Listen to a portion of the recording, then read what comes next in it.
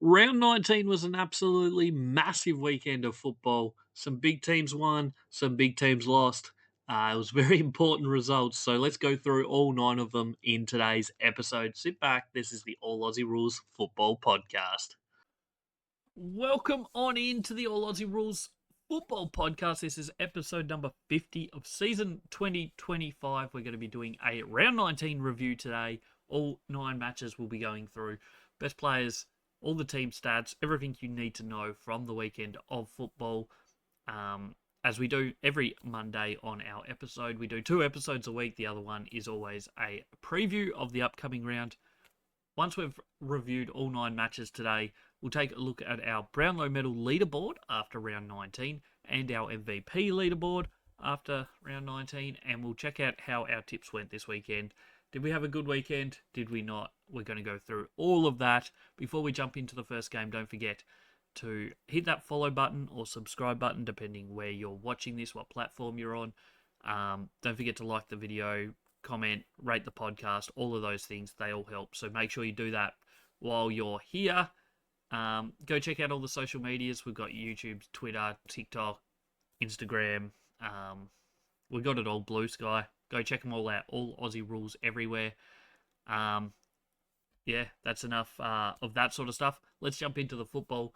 Football started this weekend, as most weekends, on Thursday night, and it was not amped up to be the best game of the round, let's be fair. It was Essendon GWS at Marvel Stadium. Essendon struggling for form at the moment. Obviously, a lot of injuries and a lot of excuses over that way, but yeah, it was never amped up to be a great game, and let's be honest, it probably wasn't. Giants got the comfortable win in the end, 48-point winners. They did what they needed to do, in all honesty. First quarter was pretty close. Essendon just could not kick straight. They were 0-5 at quarter time. I think they were 0-7 at one point before they managed to kick a goal. They might have even been 0-8 maybe. But it was a really slow start. GWS put the pedal down in the midway through that second quarter to extend it out to a 37-point lead at half time, and it was pretty much over from that point. They had another okay quarter, GWS, in the third quarter, kicking 5 goals to 4.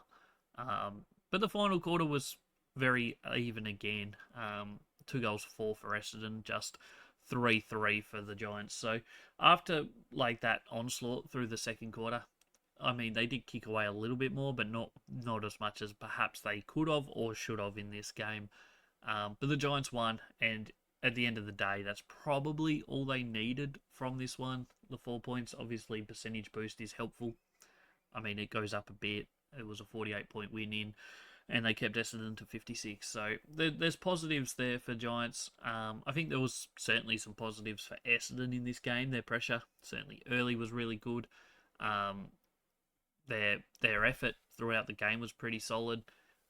Once again, their accuracy in front of goal was really bad, and that's been the tail of the tape for them for multiple weeks, if not the whole year. So that's the major thing I think they need to work on.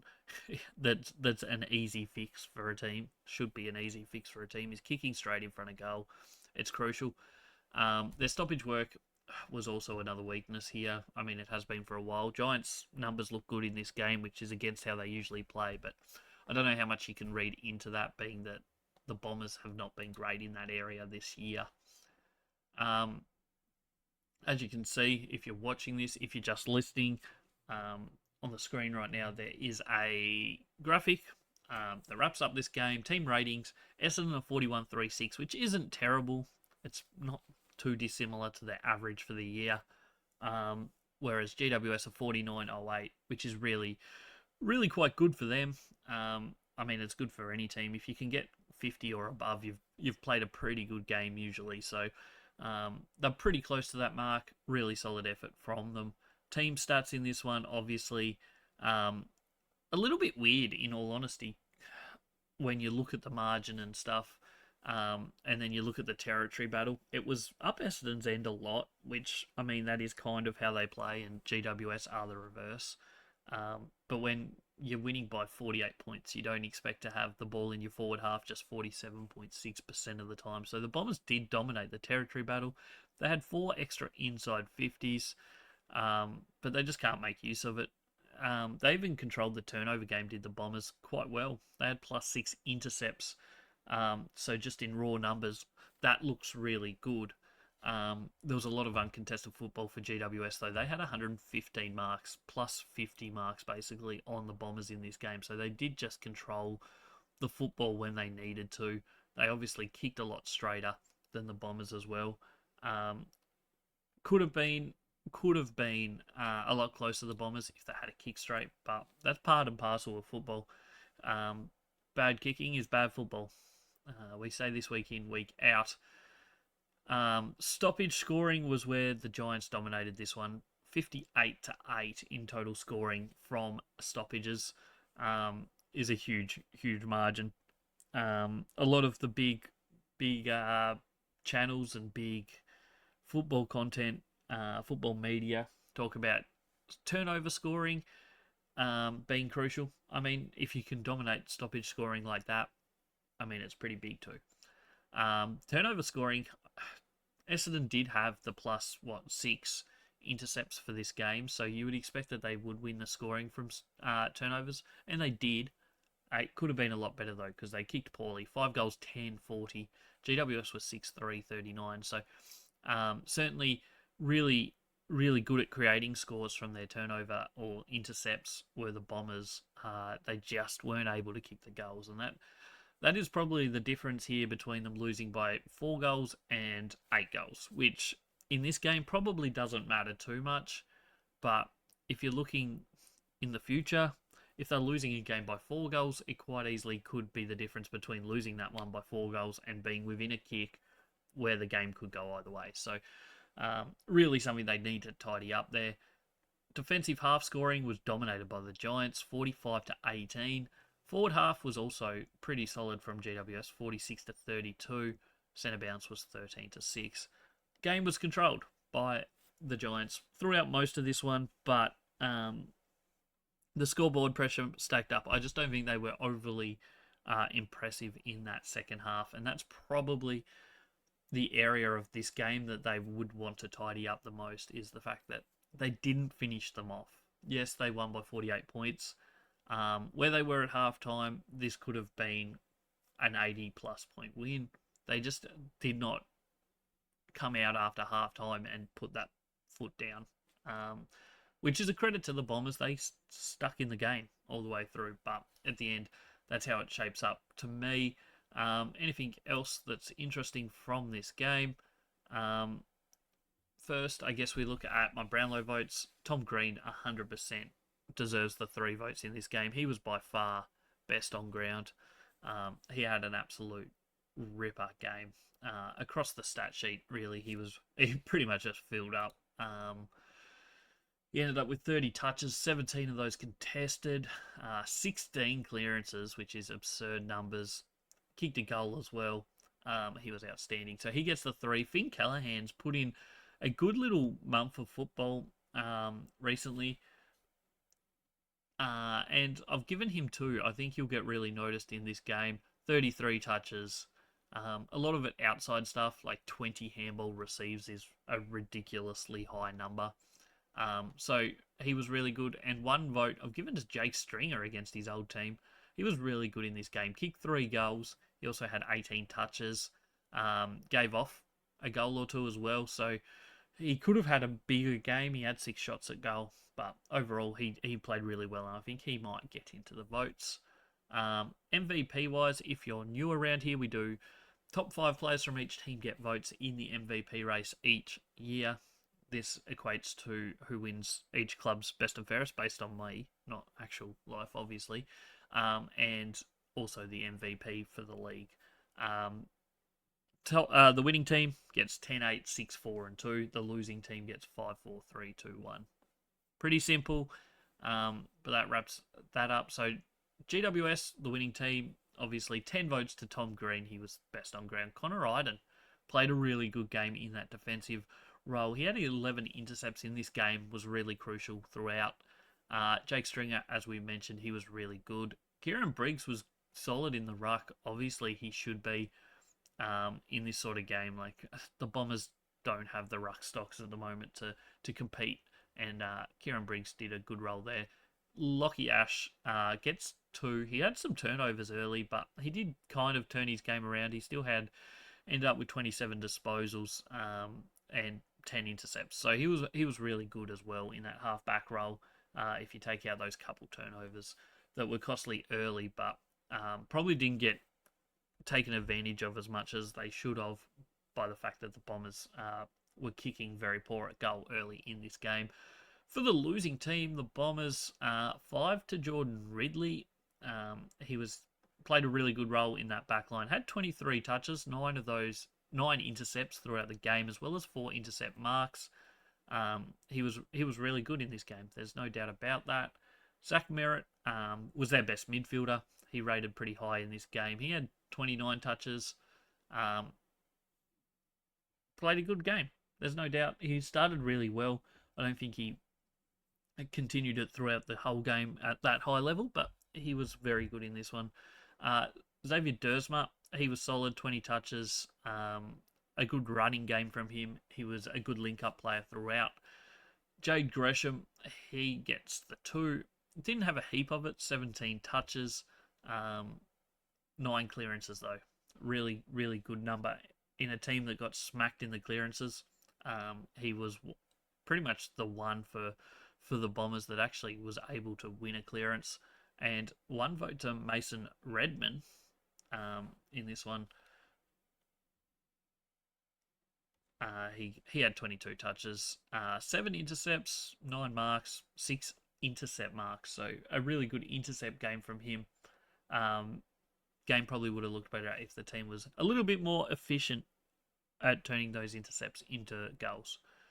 I don't think there's too much else to say about this game other than where to from here for both teams. Obviously, this puts GWS comfortably in the 8 at the moment.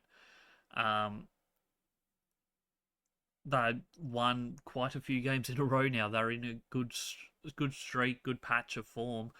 They've got Sydney next week, which is a huge game for both teams. Sydney obviously win it. They can still hypothetically make the finals this year.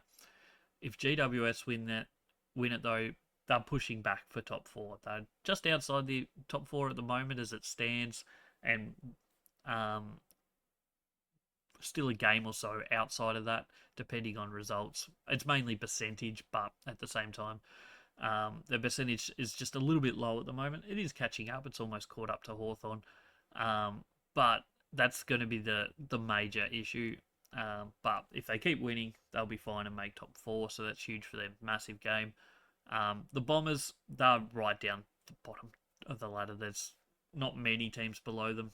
They're going to probably finish in that bottom 5 for sure. I would say possibly bottom 4, depending if St Kilda actually ever pull their finger out.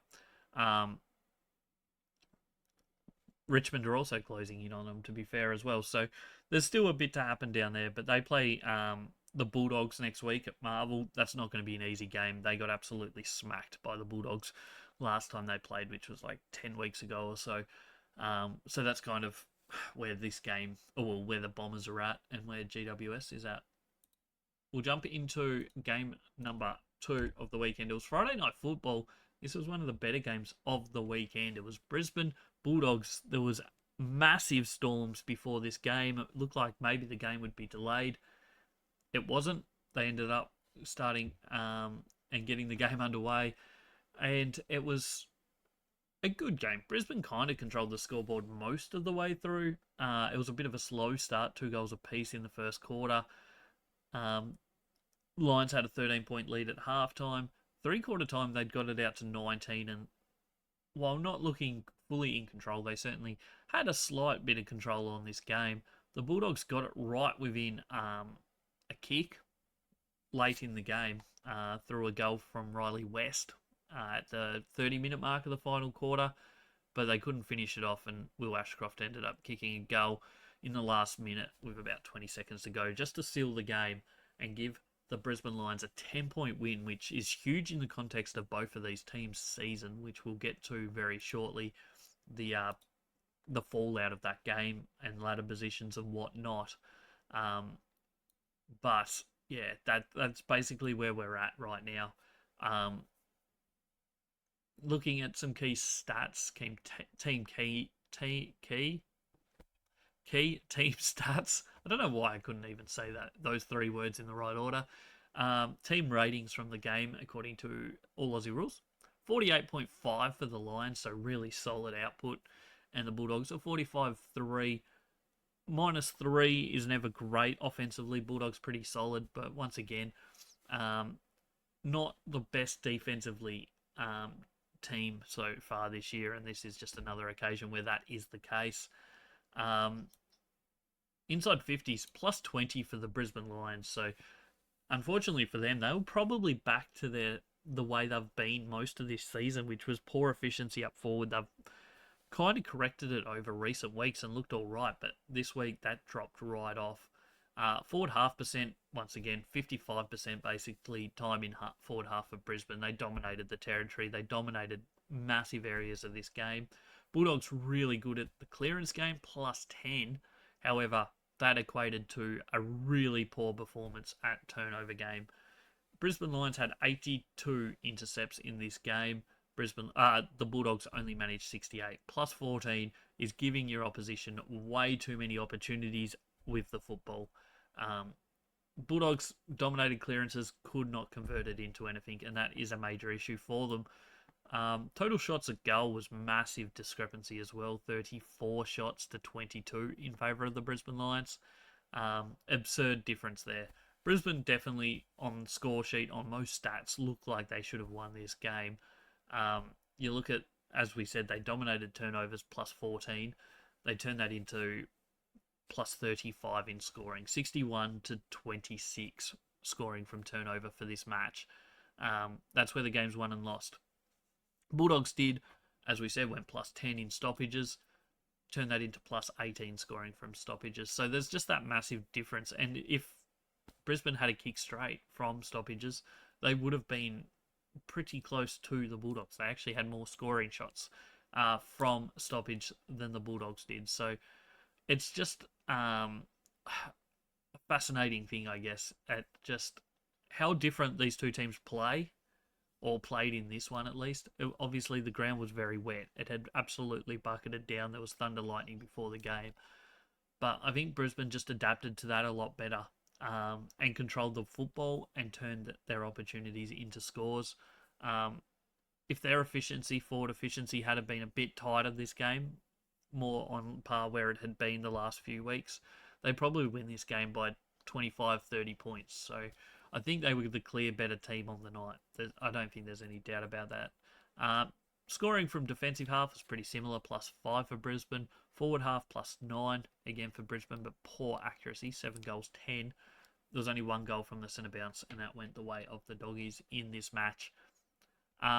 Looking at our Brownlow votes, Will Ashcroft, I think, clearly was best on ground. He'll probably get the 3. Josh Dunkley 2, and Marcus Bontempelli I've given the 1 vote to in this game. MVP votes, winning team first as always. As I said, Will Ashcroft was best on ground, I think. He had 26 touches, 3 goals. He was really, really big, really good. Both Ashcroft boys played a good game here. Will was the best, though, as the older brother, more experienced brother. He was very good in this game. Josh Dunkley gets the 8. His defensive work especially was very good in this game. I think he had, I'm just trying to find his numbers. Just give me a second. Like 15 tackles or something ridiculous in this game. Yeah, exactly 15 tackles. To go with his 28 disposals. He was a beast in this. There's no doubt about it. Really, really good performance from him. Next, Human Cluggage. He was important. 27 touches. Another good game from him. He's in some really good form. Jared Berry, he gets the 2. He's solid. 19 touches in this one. Played a good game. Kicked a couple goals. And Ryan Lester gets the 2. He was solid as well. For the Bulldogs, obviously, they go down in this one. lost by 10 points. Bontempelli gets the 5 for being the best on the losing team. 24 touches. He did what he does best, in all honesty. He was really good. 1 goal, 24 touches. He's in some really good form. They just, I think, lack some other areas other than their midfield. 4 votes to Matthew Kennedy, who's had a great first season at the Bulldogs. This was no exception. 21 touches and a goal. Bailey Dale running off that half-back flank. 33 touches, had plenty of it. 10 intercepts, which, as we said, Bulldogs were not great at the intercept game, but 10 intercepts going his way was one of the shining lights, I guess, in that area. So he was good.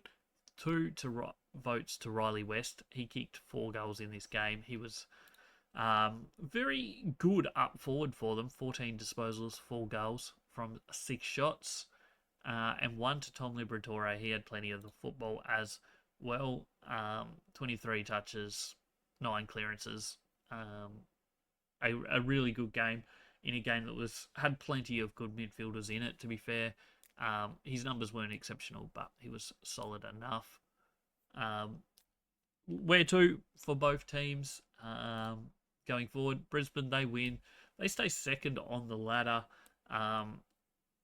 The 13.5 wins, they've probably cemented themselves in the top 8 now. Definitely not top 4 yet. It's very, very close. Like right now, 6 and 7 are like a game and a half behind them. So they need to keep winning, and they've got a tough little stretch coming up over the coming weeks. Gold Coast next week. Q Clash number 2 of the year. It's going to be a tough game for them, in all honesty. It's a Gold Coast home game. It's a huge game in the context of both of those teams' seasons. So that's going to be an absolute ripper, that one. So make sure you tune into that. On the other side of the fence, the Bulldogs, they're just starting to fall away a little bit. They're still on 10 wins, 8 losses, which is a really good record. But back-to-back losses puts them just in a little danger period.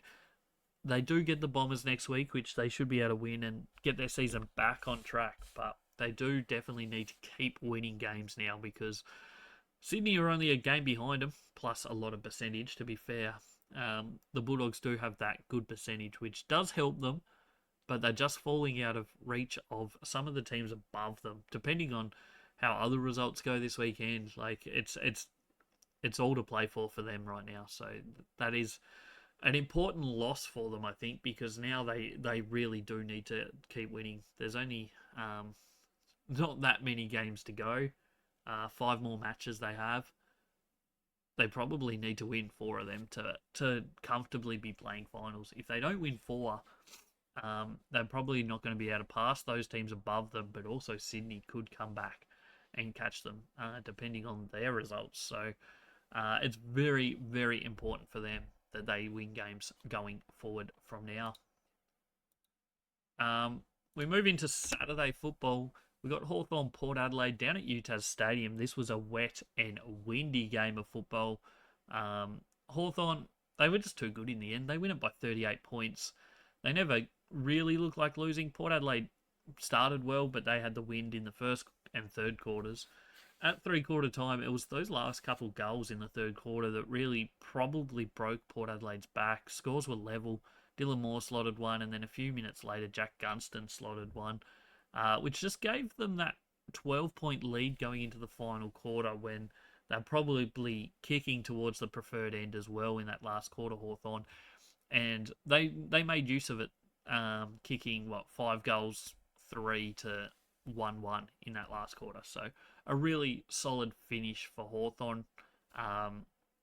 Port Adelaide, they just don't have the manpower at the moment. Too many injuries to key players, but also there's just a few players that perhaps don't look quite ready for AFL football right now, that are consistently playing games for them. So that's probably their biggest issue, is their lack of depth right now, and it's not going to get any easier for them through the rest of this season, I don't think. What else is there to say about it? Do we jump into stats? Yeah, sure, we do. Hawthorn, team rating of a 49.02. Really good number for them. Obviously, they're really good down in Tassie, so that's no surprise. Port Adelaide, a 39.52 is exceptionally low. They just could not control any area of this game, and the scoreboard probably flattered them at many points of this game. They probably shouldn't have been as close as they were midway through that third quarter. And in the end, Hawthorn did what they needed to and blew them away in that final quarter. Looking at some key stats and important stats here. Hawthorn had an extra 80 touches. They had an extra 19 inside 50s. They had the ball in their forward half 52.3% of the time. They just controlled it.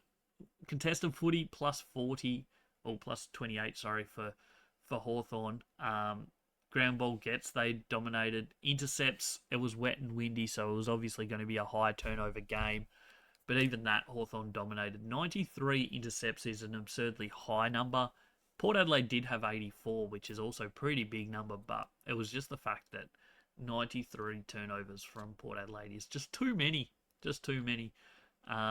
Clearances, it was a massively contested game in terms of a lot of ball ups and such. 50 clearances for Hawthorn, 51 for Port Adelaide. End up with Hawthorn having plus 9 shots, 25 to 16. So they were definitely the better team on the park, and they ended up winning it, as they should. High tackle game, both teams almost cracking the 100. Port Adelaide got 100 exactly, Hawthorn 99. It was not a game for transition. It was windy, it was high turnover. Getting the ball from the back half to the forward half was difficult all day. Hawthorn definitely did it better than Port Adelaide, but the numbers were quite low compared to what we usually see from a team. Scoring from stoppages, Hawthorn did not dominate that area. I know it was high clearances for both teams, 50 to 51, but both teams only converted it into Port Adelaide 32 points, Hawthorn 27 for the match. But it was the turnover scoring. As we said, it was huge number of turnovers. The scoring wasn't huge from turnovers, but Hawthorn dominated it, 60 to 17. It's not massive from 94 interceptions, but it's still a massive difference to 17 points from Port Adelaide from their 84 interceptions. That just sums up the game. Defensive half scoring 33 to 9. So while they didn't transition the ball that great, Hawthorn, throughout the game, when they did get it through and get it up forward, they did convert it into quite a decent amount of scores, 33 to 9. Forward half was pretty similar, 41 to 34. And centre bounces went the way of Hawthorn as well, 13, 2 goals to the 1 goal straight of Port Adelaide from the centre bounce. So that sums up team stats and whatnot. Jumping into individual, 3 Brownlow votes. I've gone Dylan Moore. There's a lot of players that could get votes in this game, in all honesty. 2 Jarman Impey and 1 to Jordan Sweet from Port Adelaide. He played an absolute ripping game as a ruckman. I know they lost, but he absolutely won the ruck battle. There's no doubt about it. Funnily enough, he actually, at the time of the end of this game, was the second highest rated game of any player this season so far, according to our rating system. Since then, Isaac Heaney has gone past him in the very next match that we're about to go into. But a really, really good game from him. Just lacked support through that midfield and also the rest of the ground, in all honesty. So MVP votes for Hawthorn, 10 goes to Blake Hardwick. Really, really solid game from him. Throughout, he was really good. Sorry, I was just trying to find where he was. He had 27 touches, received handballs, he ran well, he defended well, he did everything he needed to in this game, and he was very solid. 4 goes to Jarman Impey, who kicks 3 goals too in this game, unbelievably. 26 touches, 3 goals. He had a really, really good game, especially late in this one. 6 to Dylan Moore, who we did give the 3 Brownlow votes to. I think he was just massive. 32 touches, 2 goals.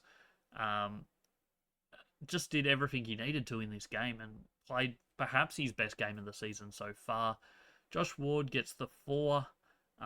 He was solid. He had plenty of the ball as well. 26 touches, 6 clearances. Connor Nash gets the 2.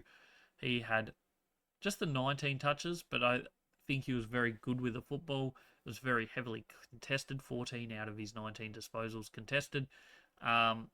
So he was good. 10 ground ball gets as well, so almost the most on the ground, just behind Josh Ward, who had 13.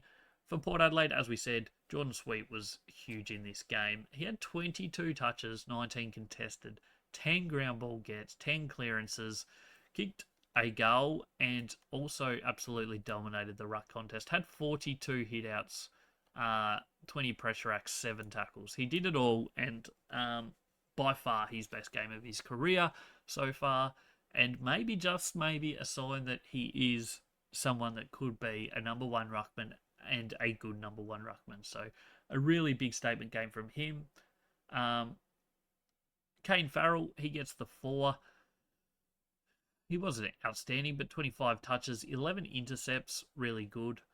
Jack Lukosius played tall forward, centre-half forward sort of role in this game. He only had 14 touches, but had 5 shots at goal. Could have had a ripping game. Kicked 2 goals, 1. Zach Butters wasn't as good as perhaps he needed to be in this game. Obviously, we know Rose, no Horn Francis. He needed to step up. He was good. He wasn't great. He had 18 touches in this one. And 1 to Jace Burgoyne. He was a solid running player in this game, 26 touches, 477 metres gained. Plenty of contested football as well from him. So not quite as out in the open as perhaps they would have liked him, but a solid game, 9 intercepts as well. So that's everything from this game. We'll check out where that puts both teams. Hawthorn, right in the mix, depending on other results of the weekend. They're going to be pretty much level with the top 4. A game or 2 games clear of 9th spot now, so they're pretty safely in the finals race. And over the next couple of weeks, I would imagine they probably seal a top 8 spot. They've had 12 wins for the year. 2 more wins would guarantee them finals just about. They've got Carlton next week, so we can't put it down for a win. But at the same time, it's a really good opportunity for them to get a win and to potentially get one step closer to that final spot and potentially pushing for that top 4 spot, which is still well and truly on the cards. It's not going to be easy. There's a lot of teams fighting for that position or those positions at the moment, but they're certainly in that race. Other side of the fence, Port Adelaide, that is game, set, match on their season. 8 wins, 10 losses, 5 games to go. Their maximum is 13 wins. Their percentage is not high enough. That is going to be a wrap. So Ken Hinkley has 5 games left as coach of Port Adelaide. They have the Crows next week in the showdown. Massive game. They don't get it wrong. They will come out wanting to win that game. They will be doing everything they can to try and ruin Adelaide's chances at a top 2 or top 4 spot, which is right where Adelaide are still in the fight for right now. They could definitely finish top 2 and have a home final. So Port Adelaide will try their best next weekend to disrupt that. They nearly beat them earlier this season, only losing by 5 points. This will be tougher depending on what troops they have available, but that don't write them off is what I am basically saying. Moving on to the next game, it was Sydney North Melbourne. This one was at the SCG. Sydney controlled most of the way through it. North were solid and not getting blown away most of the way through it. They were just 12 points down at 3/4 time. But Sydney kicked the first 4 goals of the final quarter just to seal it, basically. And that was all she wrote. Ended up winning by 31 points, did the Swans. Not the most impressive game they've had this season, but it was enough to get the points and keep their season alive. They do need to gain a lot of percentage, though, and this one won't be that percentage boost they need. As we mentioned before in the last game, Isaac Heaney played what is currently now the 2nd highest rated individual performance game of the season. He was absolutely fantastic. We'll run through his stats shortly, but he was probably the key reason that the Swans win this game. He kicked 3 goals in the last quarter, kicked 5 for the match. Looking at some team stats and whatnot for this game, obviously Sydney rated a 47-4, which is actually one of their better performances of the year offensively.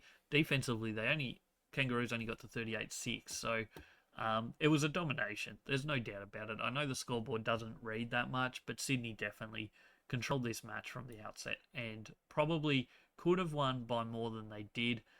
For example, they had 28 shots to 14 in this game. They probably should have won a little bit more easy than they did, maybe. I know Kangaroos kicked volley in front of goal, but double the amount of shots in a match. You're not going to win too many. Inside 50s +4 to Sydney. Contested football went the way of Sydney. Intercept game was pretty level, 45-46. North Melbourne actually won that, but it was clearances 52-37. Absolute domination. First possession 63-39. It was just controlled through that middle of the ground by Sydney and extended out to the rest of the ground. Scoring sources, Sydney dominated stoppages, as we said, 53 scoring. Well, they scored 53 points from stoppages to 24 for North Melbourne. That's the difference. Turnover game wasn't too much of a difference in the end. 2 points in favour of Sydney, 31-29, but it was all that stoppage. All about the stoppage for Sydney, and they dominated it. It was Brodie Grundy, it was Isaac Heaney, and yeah, that's the story of the game. I think those two basically are all you need to know about what happened. Brownlow votes. If Isaac Heaney doesn't get the 3 votes in this game, there is something wrong. He was absolutely outstanding. Brodie Grundy was great, except for a couple errors early that cost him goals, but other than that, he was absolutely exceptional, which he should have been. He basically had no ruckman going against him most of the way, so it was certainly a good day for him and a day that he capitalised really well. Jai Simpkin, I've given 1 vote. It could go to anyone. It could be Blakey, could be Mills, could be Chad Warner. I don't think Errol Goulden's up there. Luke Davies-Yanaki could be there. I've gone Simpkin just due to some of his numbers were really good, and I think the umpires might see that. MVP-wise, winning team Sydney, as we said, Isaac Heaney clearly best on ground. He gets the 10. He had 34 touches, 16 contested possessions, 13 clearances, 8 marks, 5 goals, 1, 5 tackles, 11 score involvements. The bloke did everything all day. Absolutely sensational game from him. Highest rated midfielder game of the season so far. A fantastic performance. 8 to Brodie Grundy. As I said, he did make a couple blues that cost him goals, but overall he was really good in this one, especially in the ruck. He had 22 touches, 18 contested. What else did he do? If we look at his hitouts, 62 in this match, which is huge. 11 clearances. He was massive. Nick Blakey defended really well, ran off his opponent a lot, played a great game. 29 touches, 7 intercepts. He played a really good game. Callum Mills also was good. 28 touches in this one. Probably his best game of the last 2 seasons, maybe. Very close to if it wasn't. And Chad Warner, he gets the 2 votes. He had 26 touches, 1 goal, 3. So he could have had a massive game if he had kicked a little bit straighter a goal. That might have been a lot different. For North Melbourne, Luke Davies-Yanaki was the highest rated player. 26 touches, 12 of those contested. 5 clearances, was really good in the midfield battle. Jai Simpkin was on the wing most of the way. He had 28 touches, kicked a goal, ran, carried, played a really good role out there on the wing. Maybe that's where he's at his best. Who knows? Griffin Logue gets the 3 votes for North Melbourne. He was good. He had 17 touches in this, 7 marks. Was solid. Bryn Teakle, he gets the 2 votes. Once again, 17 touches, 5 clearances, 5 marks. He was good, 10 contested. Tom Powell gets the 1 for North Melbourne. He had 24 touches. 11 of those handball received, 7 clearances. 10 contested possessions. So he played a good game here. That's pretty much everything from the game. Looking towards where that sits both of these teams going forward. Sydney, it keeps their season alive. They're still a game behind the Bulldogs, who are in ninth. They're a couple games outside the 8. They would need a miracle. They need to win every single game. They need a percentage boost. And they probably need some luck from other teams. It's very unlikely that they're going to be able to win enough to play finals. It's still a possibility, but I just don't see it happening. Even if they did win every game, there's a good chance they don't play finals still. They've got GWS next week. Huge game. They've had the wood over GWS over the last year and a half, 2 seasons. So massive opportunity for them to really hurt GWS season and their top 4 aspirations, as well as an opportunity just to keep their season going for another week.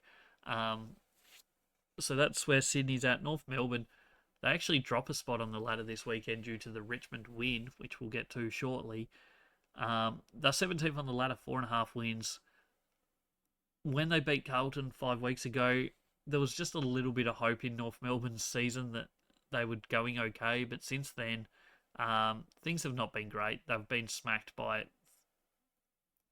3 teams, and then this week, pretty much smacked, in all honesty. The scoreboard doesn't say it, but they weren't in this game, I don't think. 17th would be a very, very disappointing finish for the Kangaroos this season if that's where they end up. Yeah, not much more to say about it, I don't think. So that's where they are. Moving on to the Saturday night fixtures. The first one was in Melbourne. It was Carlton, Melbourne. Both teams really struggling over the last 6 weeks. I know Melbourne had won the previous week. But the Blues finally got back on the winners list here. They beat the Demons 12-6, 78 to 10-10, 70. I don't know what to say about it, to be honest. It was a tight game most of the way. Carlton did kick out by 19 points at half-time before Melbourne kicked the first 4 goals of the second half to take the lead, but then Carlton got it straight back. Once again, got out by a few goals early in that final quarter, did the Blues. Demons got within a kick with plenty of time to play when Matthew Jefferson kicked one at the 23-minute mark of the final quarter. They were within a kick, just 2 points down, at that point, with about 10 minutes of real lifetime to go, but they couldn't get another one. Charlie Curnow kicked the sealer. Probably wasn't the sealer when he kicked it. There was still probably a couple minutes to go, but in the end it turns out to be the sealer. And Carlton go on for a win, which, could have been an important one if they had have had a better run over the recent weeks, but they finally get a win, and I guess they'll be pretty happy with that based on what they've been doing recently. Certainly a bit of a change in form for them, which is probably welcome enough. Weird stat game, let's be honest. Melbourne actually rated higher. They had a lot more of the football. A 44-4, which isn't a high rating, let's be fair. It's pretty solid for a team that loses, though. But Carlton, a 41-7, is just about the lowest winning score of the season, I think. They lost inside 50 count by 8. They had the ball in their forward half for just 47.7% of the time. They had 80 less disposals than Melbourne, 4 less intercepts, only 1 clearance game by 3. They had 27 less marks, 10 less contested marks, 5 less shots at goal. Melbourne threw this game. I think that's basically what the stat sheet says. Whether you like it or not, whoever you go for, it feels like a game that Melbourne should have won, and didn't. Is basically the long and the short of it. Should have done better than they did, Melbourne. Score sources, Carlton did it from turnover. They scored 50. Melbourne just managed 37 points from the turnover. And the amount of intercepts there were in this game, there should have been a lot more scoring from both teams from turnover, but especially Melbourne. To turn 83 intercepts into 37 points is not enough. Meanwhile, Carlton turned 79 into 50, which is also pretty low, but not terrible. But basically, the long and the short of it, Melbourne just threw too many opportunities away in this game, and they've only got themselves to blame. Brownlow votes, we've gone Cozzy Pickett 3. He was great. Paddy Cripps 2. Christian Salem 1. MVP votes, winning team Carlton. Paddy Cripps, we've given the 10 to. He was probably just about his best game of the season. He was really, really important. 29 touches, 14 contested, 8 clearances, 4 intercepts. Really good game from him. Matthew Carroll probably also played his, best game. He was important. 15 touches, a goal, 5 intercept marks. Had a really good game. Cooper Lord, he was great as well. He had 16 touches, a lot of ground ball gets. He was important. Sam Doherty gets the 4.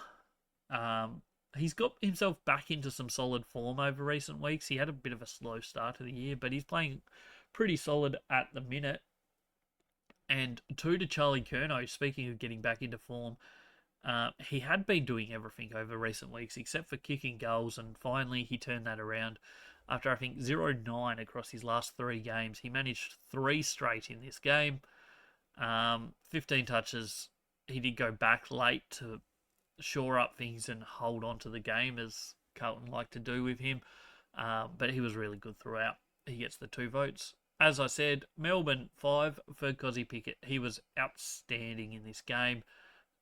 His ability to affect the scoreboard, to affect clearances, to affect everywhere around the ground is just huge. He had 23 touches, 5 goals.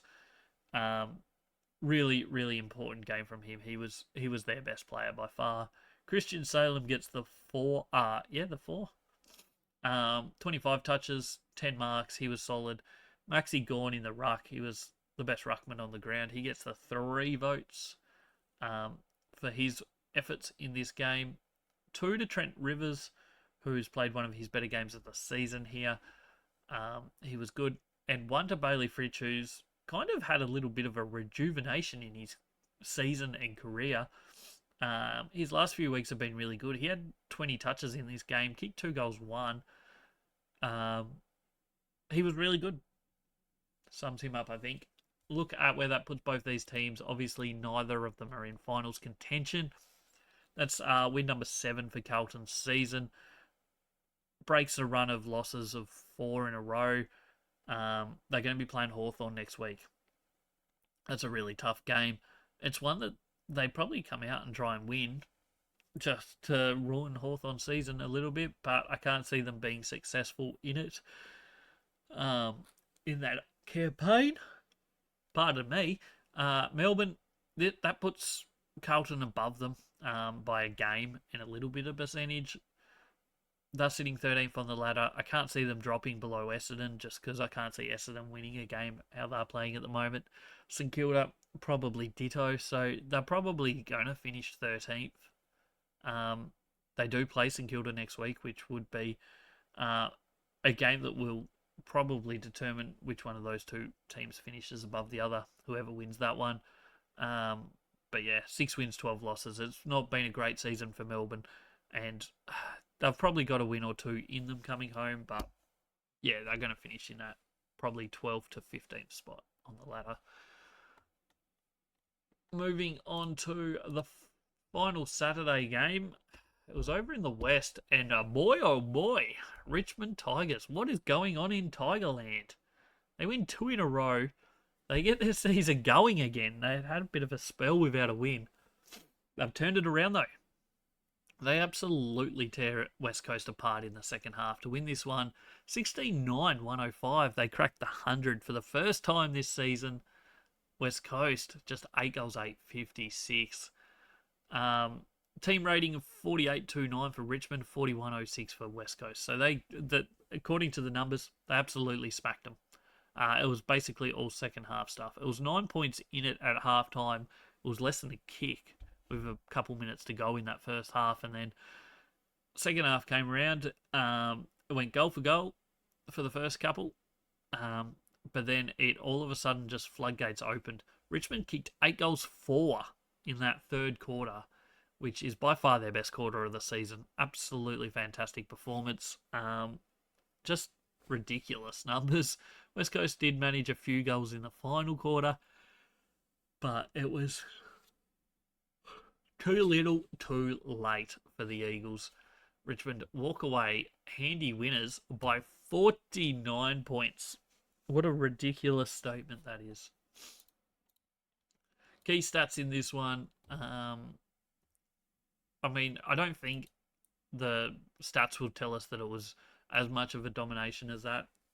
I don't know. Plus 30 disposals for Richmond, so they did have more of the ball. Equal on inside 50s, and if you look at forward halftime, it was actually on West Coast side of the fence, 51.7%. But contested footy went the way of Richmond. Intercepts went the way of Richmond, plus 7. Clearances were dead level, so it's no surprise Richmond win this game. Had an extra 10 shots, 30 shots to 20. And crucially for Richmond, they actually kicked a little bit straighter, only kicking 16 goals from 30. But for them, that's pretty good because that's been an area of concern for them throughout the year is their ability at kicking a goal. But they made use of it in this one. It was turnover. It was all turnover scoring. As we said, stoppages were dead level in raw numbers. Scoring from stoppages was 28-15 in favour of the Tigers. But it was turnover game where they dominated. 12 goals for 76, by far their best. And West Coast 5-5-35. So that's a 41-point margin just in that area. Defensive half transition, they scored 58 points from the back half of the ground. Fantastic output by Richmond throughout this game. They came to play and they got the job done. And it was all done through quite a few players. To be honest, they all contributed. And it was a great performance from Richmond. Brownlow votes, we're going 3 to Jacob Hopper, we're going 2 to Tim Taranto, and 1 to Harley Reid from the West Coast Eagles. MVP votes, winning team, Jacob Hopper gets the 10. Him and Tim Taranto almost rated identical. Really good performance from both of them. Jacob Hopper had 33 touches and 2 goals, 11 handball receives, 10 ground ball gets, 16 contested possessions. Fantastic output from him. Likewise for Tim Taranto. Fantastic performance. 30 touches, 3 goals, 7 clearances. Those two were by far the best 2 players on the ground.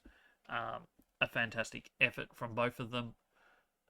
6 to Nick Vlaston, who's having some good form again this year. 25 touches, 11 marks, 7 intercepts. Really good game. Toby Nankervis, as he should, controlled the ruck contest in this one. 17 touches. Just another workman-like effort from him throughout. And Seth Campbell, he gets the 2 votes in this one, even though he only played 54% game time in this match due to not even coming on in the last quarter. I think he had an injury. But still gets the 2 votes. Played a really good game for a 3-quarter game. He was crucial. Kicked a couple goals, 11 touches, and just a really good game across throughout. For the losing team, West Coast Eagles, 5 to Harley Reid, who plays his best game of the season by far. This was more like what we saw from him last year. He had 27 touches in this game as well as 2 goals, 6 clearances, 11 contested possessions. That's more like the Harley Reid that we know he is capable of, that we saw a lot of last year. 4 to Liam Duggan, did what Liam Duggan does best. 31 touches, just a solid game throughout. 3, Harry Edwards, 2 weeks in a row, he's been pretty solid. He had 10 marks, 7 intercepts, 13 disposals. Brady Howe was really good, 24 touches in this game. Tom Cole, sorry, he's also putting in some good form of recent. Been one of their better players a few times over recent weeks. 24 touches in this one, 13 handball receives, ran, carried. Really good performance from him. That is the wrap up of 17 v 18 on the ladder, and that's the way that. Well, maybe not. Richmond might even finish higher than that because they did jump above North Melbourne because of this win. They've got 5 wins this season. Who saw that coming? That probably will end next week. Maybe not, but they're playing top of the ladder Collingwood next week in a game that Collingwood definitely want to win. So that will be a tough one for Richmond, probably end their win streak, but they've already outperformed what pretty much everybody expected from them this season. So they absolutely get a big tick for this year. There's no doubt about that in my mind. West Coast, they're 18th on the ladder. They're not going to move out of 18th on the ladder for sure now. 1 win, 17 losses. It's hard to see where they do get a win in the run home. They will be fired up. It's Fremantle in the derby next week. But I just can't see a world where they beat Fremantle in a derby at the moment. They're playing some terrible football. Just as well they did get that win over St Kilda, because otherwise it could well be looking down a winless season. But instead, they're looking at a 1-win season as a strong possibility. Alrighty, we'll jump into Sunday football. It was Geelong, it was St Kilda. Down at the Cattery, the first game of Sunday, and the Cats get the comfortable 31-point win. It wasn't the most incredible performance of their season, but they got the job done, which is what they didn't manage last time they played St Kilda, which was at Marvel Stadium in round 2. The Cats got out of the blocks, kicked the first 5 of this match, looked like they were flying early. After that point, the margin pretty much stayed very similar the whole way home. I think the closest St Kilda got was about 9 points late in the second, and then Geelong put it back down out to 5 goals, and that's where it kind of stayed. Yeah, I don't know. It was what Geelong needed. 4 points. St Kilda, they fought pretty well. It wasn't their worst performance of the season. Their form over recent weeks has not been great, but this was definitely not their worst. If we look at the team ratings, Geelong at 46.93, pretty solid. St Kilda at 41.75, so suggests that the scoreline might have helped them out a little bit there. 41's not a spectacular rating, so it kind of was a one-man band for them for a majority of this game. Nashaya absolutely played an amazing game, but he just probably didn't have enough support from the rest of the team, and that might be St Kilda's issue at the moment. They've got a few good players that play reasonably consistent, but they've just got too many holes at the moment, I think, to be genuinely competitive with all their opposition. You look at the stats here, it's not massive differences. Like, Geelong had an extra 10 inside 50s, which was enough. St Kilda did win the contested football and the clearances by 4, so they were good in that area, but as soon as it got out into the uncontested style of football, Geelong just controlled it. Had plus 15 uncontested possessions, but 10 less turnovers. They looked after the footy, and I think that has a lot to do with the fact that they were able to get the ball out in the open and control it in that way through major parts of this game. They had only an extra 9 marks, but 9 extra marks is still important, I think, in this one. And 15 extra tackles. St Kilda just laid 61, which is about their average, but Geelong went 76, which is above their average. So a good performance from Geelong. St Kilda, they weren't terrible. Brownlow votes, in a losing team, I'm going to Shire for 3 votes. He was absolutely outstanding. 36 touches, 10 clearances, 2 goal assists, as well as 2 goals. The bloke can do it all. It's terrifying for other teams, I think, what he is capable of. So already, and if he continues to grow, he is going to be an absolute star. 2 votes I've gone Sean Manor. He had 24 touches, 3 goals, as well as 2 goal assists as well, so he was really good. And Jeremy Cameron gets the 1 vote. He kicked 5 goals in this game and was really good. MVP votes, For Geelong, the winning team, Ollie Dempsey was the highest rated cat out there. 25 touches, a goal, 3 clearances and 3 goal assists. He was very, very good. As he always is when he gets out in open space, he's hard to contain. Jeremy Cameron, 14 touches, 5 goals. Really good game from him. Sean Manor, as we said, he had 24 touches, 3 goals. Tom Atkins in the middle, he was really good. 9 tackles in this one, 22 touches. A really good performance overall. And Max Holmes gets the 1 vote for his match.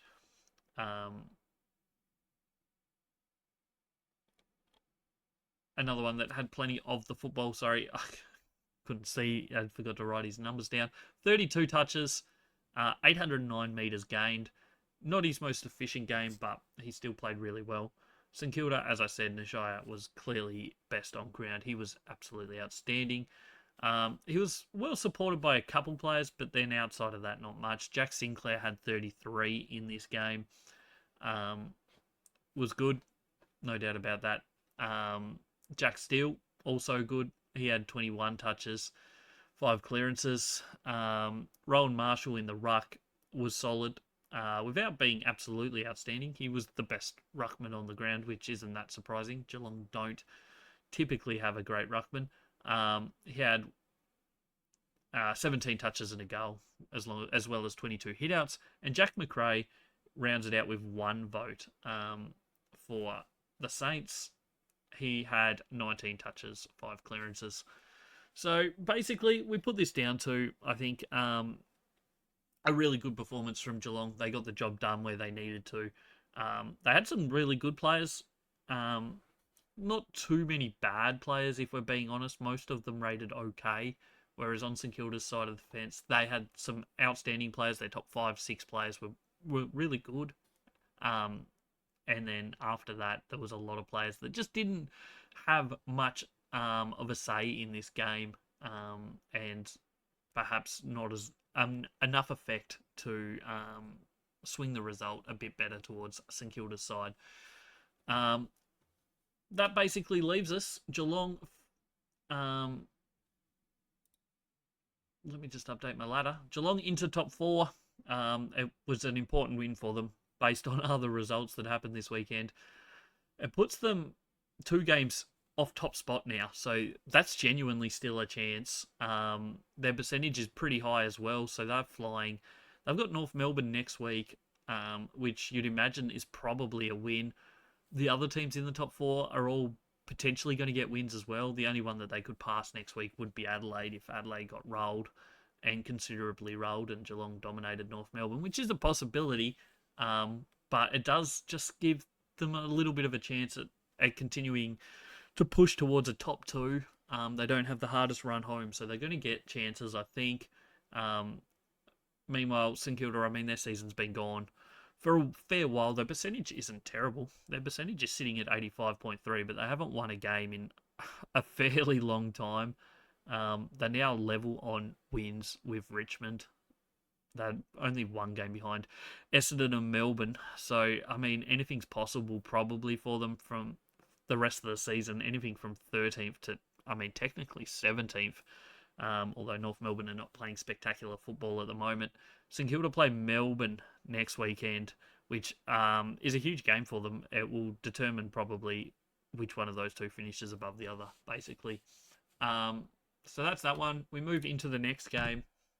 It's top of the ladder, Collingwood v Fremantle. This one was at the MCG, and what a performance it was from the Dockers. They get the 1-point win in incredible circumstances, really, like trailing most of the day, but got the job done when it was needed. They went 4 goals down, basically, just over 20 points down at the start of the last quarter, and Jamie Elliott had a shot at goal.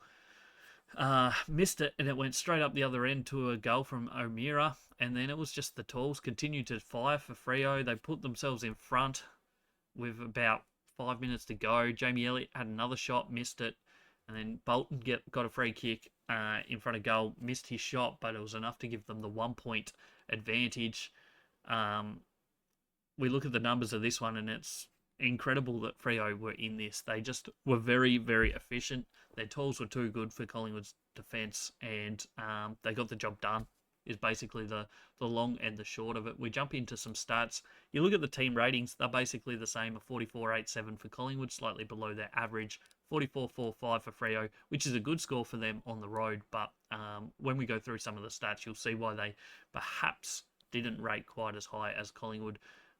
There's not much difference in them. So disposals, pretty similar. Collingwood did have plus 23 inside 50s. That third quarter was where they probably should have kicked away, and they just couldn't hit targets in their 50. I think for the quarter it was 20 inside 50s for 0 marks in 50 for Collingwood, and it was like 5 inside 50s for 1 mark inside 50 for Freo. And that was the difference. It just sat at Collingwood's end, but they just couldn't hit targets. I know Freo defended absolutely superbly. There was multiple times they were getting extra players to the ball, and then they would bounce it and kick it and break the Collingwood zone up a bit, which I think Gold Coast showed a bit of signs of last week of how to do that against Collingwood. You take a risk. Obviously, if it doesn't pay off, you're going to get absolutely destroyed on the rebound. But if it does pay off, you can get behind them very easily and get those scores, which is what Freo did very well here. It allowed Voss to get goals, and it allowed the whole Freo team to really, really do well in that regard. Clearances was heavy Freo early, but Collingwood actually brought that back, ended up having 4 extra clearances in this game. Contested footy plus 20 to Collingwood. Freo had the uncontested footy, though, by about plus 20. Turnovers, this is what surprises me, because Collingwood had, plus 4 clearances. They also had 13 less turnovers. So it was Collingwood football, but they just couldn't convert it into scores. Forcing 75 turnovers from the other team and not converting enough into scores is basically the long and the short of Collingwood's game here. And I think that is their biggest issue from the game, is the fact that they just couldn't do it. You look at the inside 50 count, 63 inside 50s for 11 goals compared to 40 inside 50s for 12 goals. And that's basically the long and the short of it. Collingwood's tackle pressure throughout most of the game until late was really, really good. They had 86 tackles, well above their average. Freo 65. 35 tackles inside their forward 50 for Collingwood today. That is absurdly high. And yet they couldn't convert it enough into goals. And they'll be kicking themselves 2 weeks in a row that perhaps a lot of the numbers suggest they could have won and should have won the game, but they just don't follow through 2 weeks in a row. Brownlow votes, Patrick Voss. This could go, I think those 3 players that I've given votes to are the best 3 on the ground. Who knows which order they'll go. Patrick Voss kicked 6 goals. He was crucial. Collingwood just didn't have enough tools back there. It's plain and simple. And Patrick Voss absolutely tore Darcy Moore apart in that early stages on the lead, and then just found mismatches throughout the rest of the game and really converted his opportunities, and he was huge. Nick Dacos played his best game of the season so far. He was massive. He ended up with 43 disposals, kicked a goal in that first quarter, 8 clearances, 7 tackles, 778 metres gained. He started in the back line, half-back flank, moved into the middle a lot, and he was absolutely outstanding throughout this whole game.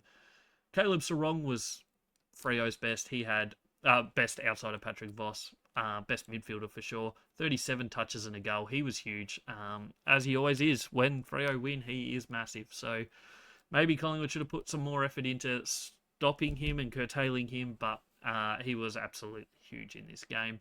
MVP votes, Caleb Sarong gets the 10. He was Fremantle's highest rated player, 37 touches, 9 clearances and a goal. He was fantastic. Jordan Clark across the half-back line was also huge in this one. 24 touches.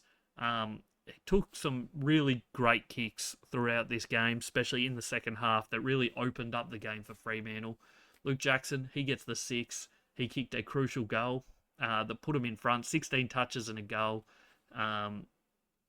He was good, as he has been for the last 8-10 weeks specifically. Patrick Voss, as we said, kicked 6 goals. Didn't see a heap of the ball, only the 12 disposals. But when he had the ball, he made use of it and kicked 6 goals. So that was a huge game from him. And Sean Darcy, also good in the ruck. The 3 ruckmen in this game were all really good. 15 touches and a goal from Darcy. On the other side of the fence, Nick Dacos was clearly best on. He was the highest rated player on the ground, 43 touches and a goal, 7 tackles, 8 clearances. Darcy Cameron played good. Probably a bit disappointed in himself that he couldn't stop the mark from Luke Jackson that led to the winning goal. But overall, his game was pretty solid. 20 touches, 32 hitouts, and also had quite a few intercept marks in this game, as he does most weeks. Beau McQuarrie probably played his best game of his career, just about. 15 touches, 15 tackles, 5 clearances, played a little bit more centre work today, and overall was really good. Made a couple blues, but was pretty solid. Still side bottom. He was important, especially going forward. Kicked 2 goals in the second quarter, 17 touches, 2 goals for the match. Was solid. Pendlebury also 21 touches. I think that's the problem here, is the fact that Nick Dacos, maybe Darcy Cameron were really good. Beau was solid. But outside of that, they had a lot of players that just didn't quite perform, because that still side bottom and Scott Pendlebury specifically game was not their best, but they were in the top 5. And that probably shows where Collingwood were in this game. They just didn't quite have enough players that quite got to that level that they needed them to throughout this one. So Collingwood still sit on top, but they're now only half a game clear of Brisbane in second and only 1 game clear of Adelaide in third. So all of a sudden, a top spot not only in doubt, maybe even a home qualifying final, is starting to look a little shaky. They have a tough run coming up. Next week's not too bad. Obviously, they have Richmond for the first time this year. But after that, they have Brisbane, Hawthorn, Adelaide. That's 3 games that would certainly all could go either way, and the way it's currently going might be losses. I don't think Collingwood are playing bad football at the moment. I think it's just a few things. Opposition starting to work out how to attack them, as well as just not quite executing in that forward half as well as they would like. Who would have thought that they'd be going into this game against Richmond on a 2-game losing streak? Meanwhile, Richmond are going in on a 2-game winning streak. That is crazy. Nobody would have seen that coming, but wow. We're in for a good one. Fremantle, they're 7th on the ladder. 2 games clear of 9th now, which is massive for them. Their percentage still not great. Obviously, a 1-point win didn't really help that. They play West Coast next week, though. They have to win this, and they have to win this big. Give themselves that little bit of a percentage boost. They need to try and get towards where GWS are, which is about 7 percentage points ahead of them. It could come down to that for a top 4 spot or a home Elim final, or maybe even 8th. I think this win here against Collingwood is the win they needed to really set themselves up to play finals. It gives them that 2-game buffer to the Bulldogs. They've got some tough ones coming home, especially round 24 against the Bulldogs. But the Doggies have lost 2 in a row, but their percentage is really great. So it's going to come down to the wire for a lot of teams, and this is as big a win as Fremantle have had this season. Moving into the final game of the weekend, it was Adelaide v Gold Coast at the Adelaide Oval, and the Crows absolutely get the job done. 61-point winners in the end for this one, and the damage was done in that first half. 3-0 in the first quarter for Adelaide, and then 6-2 to 0-2 in the second quarter. They were 59-4 up at halftime, which, if you go back to last week, they did to Gold Coast this week what Gold Coast did to Collingwood last week. Did the damage in the first half. Adelaide held on a lot better than Gold Coast did last week, but overall, it stayed around about that 10-goal margin all the way through the second half. Adelaide get the solid win. They're flying. They're absolutely flying. They'll be stoked with that. Gold Coast just didn't perform on the day. I mean, last week was built up as a massive game, and maybe just the coming down from that has meant that they've gone down in this one in not their best performance. But I wouldn't read too much into the result. I think that's still genuinely very much a finals prospect, and potentially even a home Elim final prospect. They have a big game next week. that's pretty much where they're at now. They have a very important game next week against Brisbane. Team ratings, Adelaide obviously huge here, 48-38, really good performance. 36-7-9 from the Gold Coast Suns is their worst performance of the year. There's no two ways about it. It was clearly their worst performance of the year. You look at some of the numbers here, they actually had more inside 50s at +6 for the game, but that's just a very misleading fact, I think, on this game. Disposal count, pretty similar. Clearances, once again, pretty similar again. Gold Coast +1.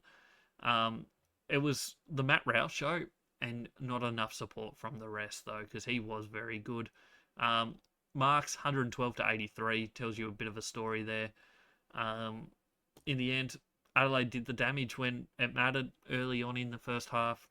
Gold Coast didn't take their chances and wasted a lot of potential opportunities, and you can't do that against a good team that can score big.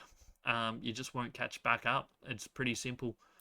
Brownlow votes, I think clear best on ground was Alex Neil-Bullen. He was absolutely sensational in this game. Matt Rowell was clearly Gold Coast's best player. There's no doubt about that one either. And Jake Saligo was really good as well. But I think the top two were the best two players on the ground. I think it's arguable about 8 or 9 different players could get that one vote. There's Rory Laird, there's Daniel Curtin was very good interceptor. Not interceptor, sorry. Josh Worrell was a very good interceptor. Daniel Curtin was really good in the open field, and he has been recently. He was really good. Jordan Dawson was solid. So there's plenty of opportunities in that Adelaide lineup for a vote in this game, I think. MVP votes, Neil-Bullen I've given the 10 to. I mean, he was the highest rated player on the ground for Adelaide. 31 touches, 3 goals, 4 tackles, 2 clearances, 2 goal assists. He was involved in everything and involved in everything early. He was very good. Daniel Curtin gets the 8. He had 20 touches and a goal, 3 tackles, a goal assist. Good game from him. Josh Worrell, as I said, really good intercept game from him throughout this one. He had 25 touches, 11 marks, a lot of intercepts. He played really well. Jordan Dawson, 20 touches and a goal. Not his most outstanding game of the season, but another solid performance from him. Isaac Rankin had some moments. Wasn't the most busy person on the ground all the time. Didn't have a huge amount of the football, just 15 touches, but did get 2 goals, did what he needed to, and he rated well enough for 2 votes in this game. On the other side of the fence, Gold Coast, by far their best player, Matt Rowell. 30 touches, 12 clearances, 9 tackles. The bloke is in sensational form over the last few weeks, and this was another game where he was absolutely sensational. Sam Flanders actually played one of his best, if not his best game of the year. 28 touches and a goal, as well as 6 clearances. Will Powell played a good, solid game. 16 touches, 8 tackles, 442 metres gained. Very solid. Jared Witts was the best ruckman on the ground. I think I know the hitouts went kind of Riley O'Brien's way by +5, but overall, I think Jared Witts was good. 11 touches, 35 hitouts, 3 clearances. Pretty solid performance. Noah Anderson gets the 1 vote.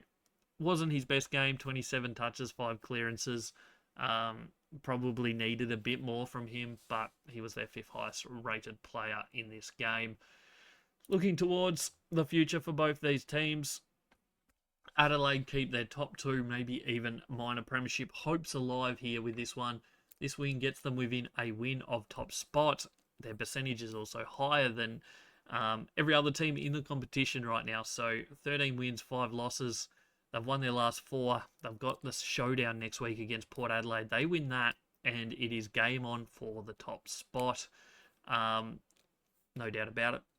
Their toughest challenges for the rest of the season are all at home. So they're going to get opportunities here, I think, to finish top 2. They should, theoretically, finish top 2 now, I think, with the other spot going to probably Collingwood or Geelong, maybe Brisbane. That's basically where Adelaide are. Big game next week against Port Adelaide. Going down the list, Gold Coast, this still has them in 8th spot. They have played 1 less game than everyone else but Essendon, who are a long way down. So they get that extra game still, which puts them right in the thick of 4 through 7. If they were to win that extra game that they've missed, they would be above Fremantle, below GWS still, but pretty much same percentage.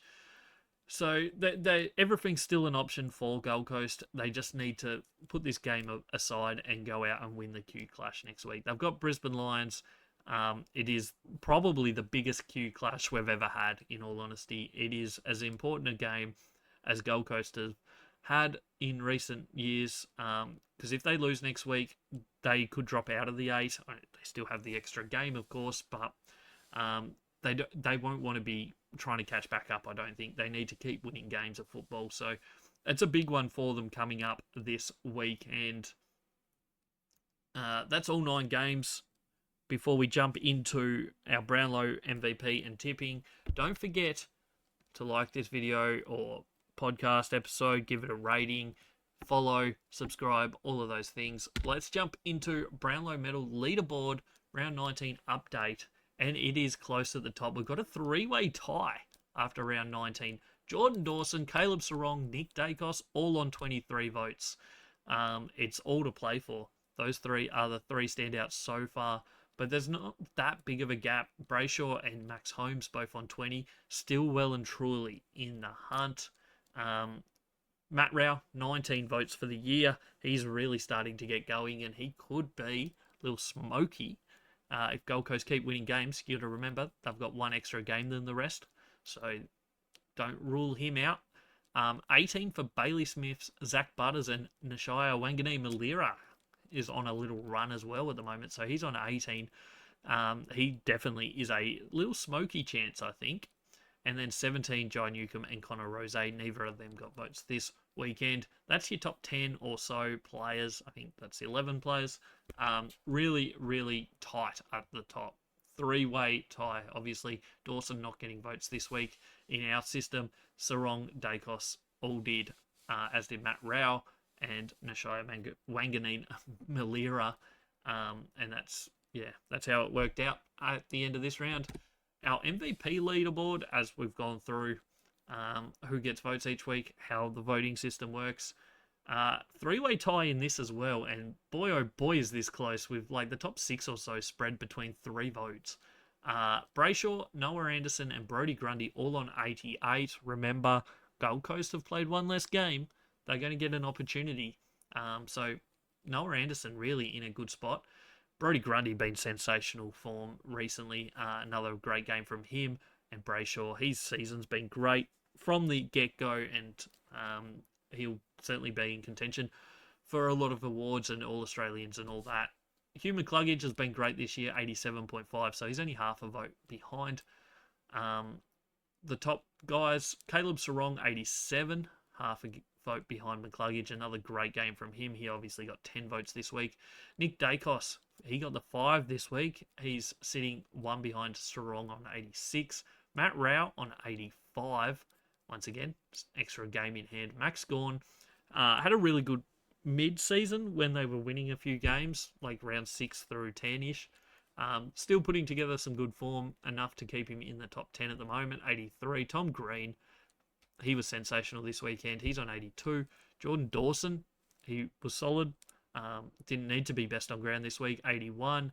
Tristan Cherry, obviously out suspended at the moment, still sitting up in the top 10 or so players on 79.5.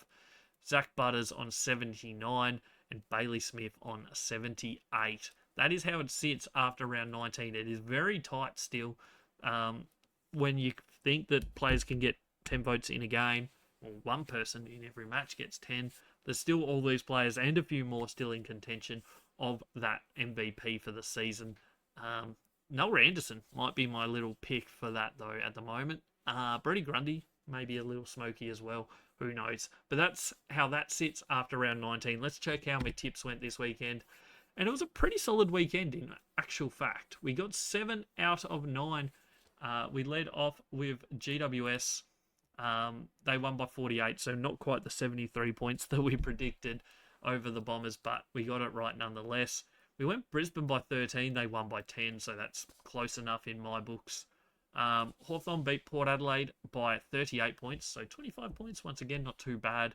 Sydney beat North Melbourne by 31. We said 28. Once again, very close.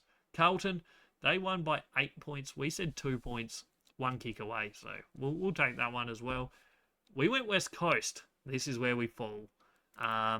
They lost by 49 points to Richmond. So that's a bad cross there. Geelong, we said 21. They won by 31. So that's another tick for us. Collingwood, we got that one wrong. Fremantle got the job done by 1 point. We did say it was a danger game for Collingwood, though, with their tall defenders out. No Jeremy Howe. Still no Frampton. So that was always going to be an issue, but no excuses. Adelaide, they won by 61. We said 12, so we were expecting it to be a lot closer, but Adelaide got the job done in significant fashion. So we go 7 out of 9. Not too bad, I don't think, for this weekend.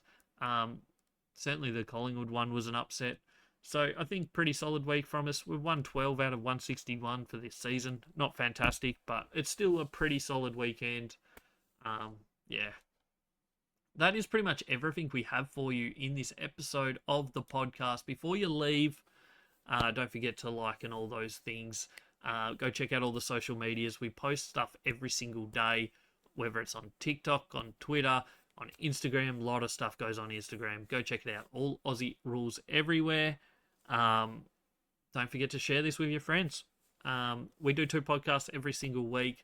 There's this one, which is our review episode that goes live Monday morning every single week, and our preview episode that goes live every Thursday morning, previewing all 9 matches coming up on the weekend.